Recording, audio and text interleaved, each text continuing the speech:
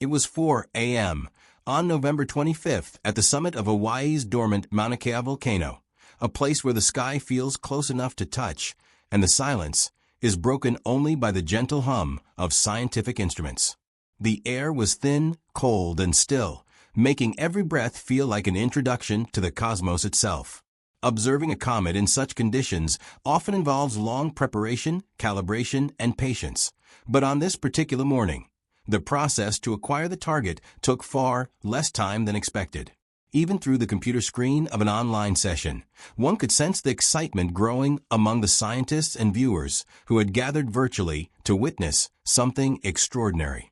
On the main monitor, the subject of everyone's attention, interstellar Comet 3 I/Atlas, appeared not as a majestic glowing visitor with a sweeping tail, but instead as a small, fuzzy blur drifting quietly across a dense backdrop of distant stars.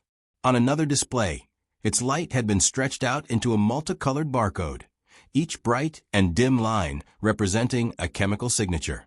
These spectral fingerprints revealed the various gases boiling off the comet's nucleus, a mixture of ancient ices now vaporizing as the space rock journeyed close enough to the sun to be warmed after countless ages in the cold of interstellar darkness. "This is some prime-time science happening in real time right now," said Bryce Bolin, the principal investigator leading the study of this unusual interstellar traveler.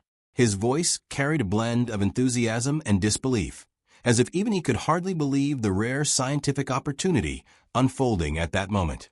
He greeted a diverse global audience that had logged into this virtual skywatching event organized by Shadow the Scientists, an initiative designed to bridge professional astronomy with public curiosity by hosting live, interactive scientific observing sessions.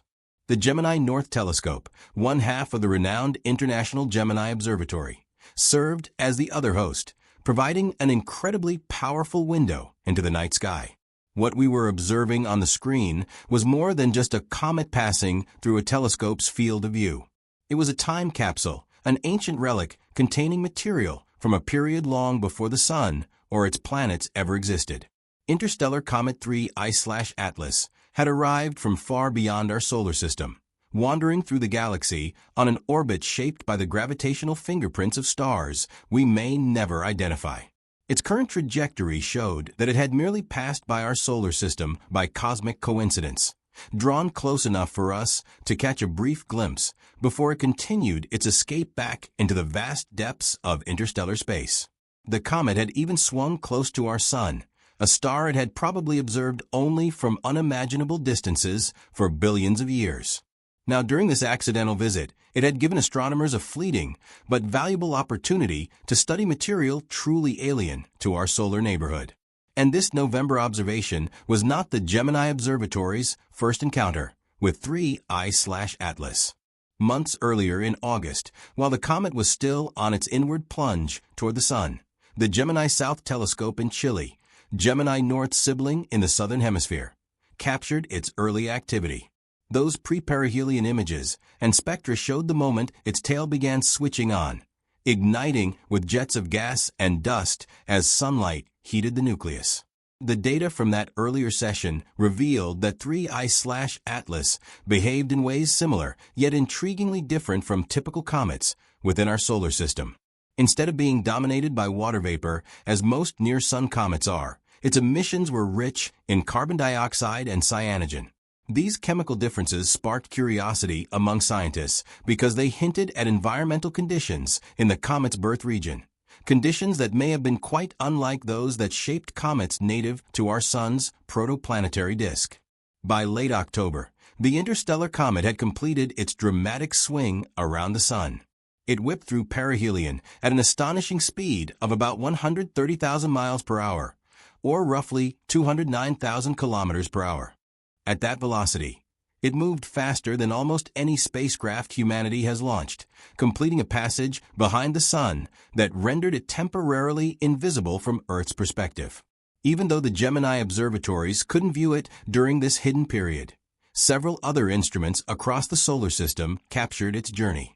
The Mars Reconnaissance Orbiter, orbiting a world millions of miles away, snapped images of its glowing form, while NASA's Perseverance rover, parked on the dusty surface of Mars, recorded the comet passing across the thin Martian sky. The idea that robots on another planet were watching the same interstellar visitor that scientists on Earth were tracking added a surreal and poetic layer to the event. Once the comet re-emerged from behind the Sun and climbed into the northern skies by November, the Gemini North Telescope took over the next phase of observation. From my laptop, across an ocean and many time zones away, I watched as the instrument aligned itself with astonishing precision, tracking the faint object against the complex backdrop of space. This is our first observation from Gemini since it reappeared behind the Sun, explained scientist Brian Lameau, who spoke calmly but with a detectable anticipation. We're under active observations right now, which is what Shadow the Scientist is all about. This is not a show. We're actually trying to analyze and understand the data. His words underscored the authenticity of the experience. This wasn't a pre-recorded educational program, but a real scientific session where data were being acquired and interpreted live. Lameau emphasized that the comet was extremely dynamic.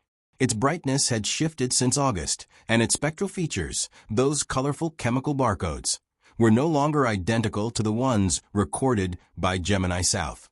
This variability made it even more fascinating, because interstellar objects are unpredictable by nature. Having formed around another star, in an environment that could have been warmer, colder, richer, or poorer in particular elements than our own solar nebula, 3I/Atlas carried secrets that might reveal not just its own origin, but also broader truths about planetary systems across the galaxy. Before Gemini North pointed its enormous mirror toward the comet, we watched a precise but oddly graceful calibration dance. This process involved adjusting the telescope's optics, compensating for atmospheric distortions high above Mauna Kea, and fine-tuning the spectrograph to ensure that the data gathered would be scientifically useful. Even these preliminary steps were mesmerizing, a reminder that modern astronomy relies on both cutting-edge engineering and delicate coordination between human operators and complex instruments. When the final adjustments clicked into place, the comet appeared once again on the display, its faint glow representing countless eons of history concentrated into one quiet speck of moving light. As the live session continued, scientists discussed the differences between interstellar comets like 3I/Atlas and the two previously known interstellar visitors, Oumuamua and Comet 2I/Borisov. While Oumuamua baffled scientists with its cigar-like shape and strange acceleration, Borisov behaved more like a typical comet, though still unusually pristine. 3I/Atlas, however, was shaping up to be a hybrid, with familiar cometary activity but an unfamiliar chemical fingerprint. Each observation added a new layer of insight, and every passing minute allowed researchers to capture more data that would be studied and debated long after the comet vanished into the distance. Sitting in front of the glowing screen, you could feel the sense of wonder and scientific curiosity that connected everyone, from casual stargazers to veteran astronomers. It was a rare moment where technology, human cooperation, and cosmic coincidence intersected. The comet we observed was not simply an object moving through space, but a messenger from another star system, carrying ancient materials forged before our sun ever lit up.